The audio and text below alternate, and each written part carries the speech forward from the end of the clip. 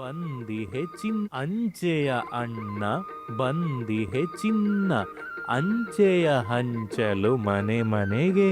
ರಾಜ ಮಹಾರಾಜರ ಕಾಲದಲ್ಲಿ ದೂತರ ಮೂಲಕ ಪತ್ರವನ್ನು ಕಳುಹಿಸಿ ಉತ್ತರ ಪಡೆಯುತ್ತಿದ್ದರು.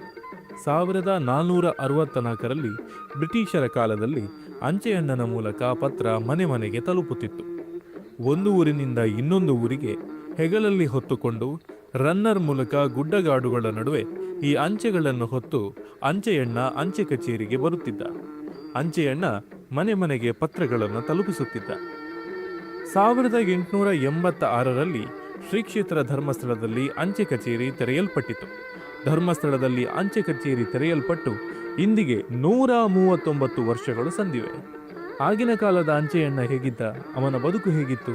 ಇದೀಗ ನಿಮ್ಮ ಮುಂದೆ ಅಂಚೆಯಣ್ಣನ ಪಾತ್ರವನ್ನು ಪ್ರದರ್ಶಿಸಲು ಬರುತ್ತಿದ್ದಾರೆ ಆವಿಷ್ಕಾರ್ ಶೆಟ್ಟಿ.